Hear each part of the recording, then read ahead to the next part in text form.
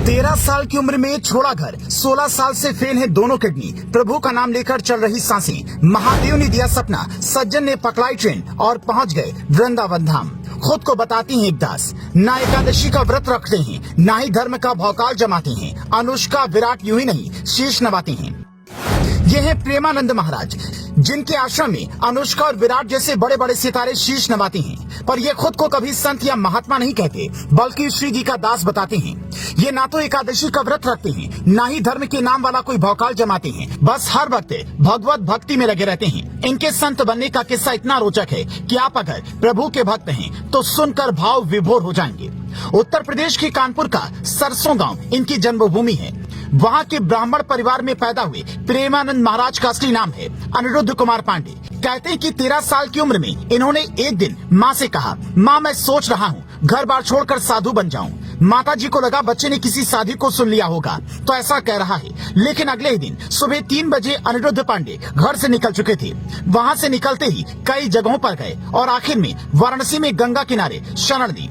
वहीं भोर होते ही गंगा में स्नान करते, कमंडल में जल लेते और करीब 10 से 15 मिनट तक कतार में बैठकर भिक्षा का इंतजार करते। अगर कोई कुछ दे देता तो ठीक, वरना गंगा जल पीकर भूख मिटाते और एकांतवास में चले जाते। महादेव की कृपा से एक दिन इन्हें ध्यान के वक्त ये आभास हुआ कि वृंदावन जाना चाहिए और किसी तरह वृंदावन पहुँच गए। वहाँ पर एक अजनबी व्यक्ति ने उन्हें खाना खिलाया और अगले ही दिन यमुना जी में स्नान कर सीधा द्वारकाधीश दर्शन के लिए पहुँच गए। और यही उनकी जिंदगी में सबसे बड़ा बदलाव का दौर था। श्री द्वारकाधीश के दर्शन करते हुए प्रेमानंद महाराज रोने लगे। उनकी आंखों की पुतलियां लगा ठहर सी गईं। उन्हें इस बात का होश ही नहीं रहा कि वो कहां पर खड़े हैं, कौन उन्हें देख रहा है। बस रोए चले जा रहे थे। जब मंदिर में मौजूद लोगों ने देखा तो सबको लगा कि श्री राधा कृष्ण अपने भक्त को दुलार रही हैं। सिर पर लंबी लंबी जटाएं और बड़ी बड़ी दाढ़ी और पीले वस्त्र में प्रेमानंद महाराज को देख लोग पूछने लगे, बाबा आप क्यों रो रही हैं? आपको कहाँ जाना है? इन्हें कुछ नहीं पता था, बस किसी सत्संग में रमण रेती का नाम सुना था तो कहा रमण रेती। लोगों ने वहाँ पहुँचाया और अब वाराणसी में गंगा किनारे बैठने वाले महाराज जी का रूटीन बदल चुका था। वो रोज यमुना में स्नान करते, मंदिर जाते, राधा कृष्ण का दर्शन करते और घंटों उन्हें निहारते रहते। एक दिन एक की शिष्या को भजन करते सुना तो उसका मतलब पूछने लगे, जिसके बाद उसने कहा इसके लिए आपको राधा वल्लभ संप्रदाय से जुड़ना होगा। और यहीं से प्रेमानंद महाराज श्री हित मोहित मराल गोस्वामी जी के शरण में पहुंच गए और उन्हें अपना गुरु बना लिया। अब प्रेमानंद महाराज एक महात्मा बन चुके थे। लेकिन इसी बीच कुछ ऐसा हुआ जिसने प्रेमानंद की पहचान इस दुनिया से करवाई। ये खुद बताते हैं, जब मेरी आयु करीब 35 वर्ष की थी, पेट में बहुत पीड़ा हुई। मैं रामकृष्ण मिशन में जांच कराने पहुंचा तो डॉक्टर बोले, बाबा हम मरीज को बीमारी नहीं बताते, पर आप भजन करते हो इसीलिए बता रहा हूँ। आपको पॉलीसिस्टिक किडनी बीमारी है, जिसमें किडनी के ऊपर सिस्ट बन जाता है। दोनों किडनियां लगभग आधी खराब हो चुकी हैं। मुश्किल से 4 से 5 साल जी पाओगे, इसीलिए भजन करो।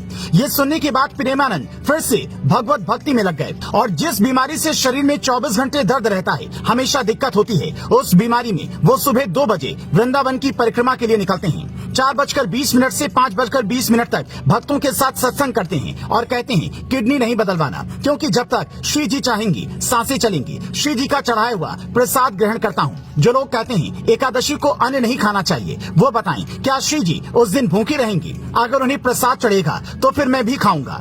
श्री जी की सेवा ही मेरी जिंदगी का मकसद है। किडनी का क्या है, जब तक जिंदगी है रहेगी। जिस दिन प्रभु ने बुला लिया चला जाऊंगा। और सोशल मीडिया पर ऐसी अफवाहें कुछ समय पहले उड़ी कि प्रेमानंद महाराज गोलोकवासी हो चुके हैं और बाद में आश्रम ने बताया कि ये अफवाह है। हर भक्त यही चाहते हैं कि प्रेमानंद महाराज पर भगवान की कृपा बनी रहे।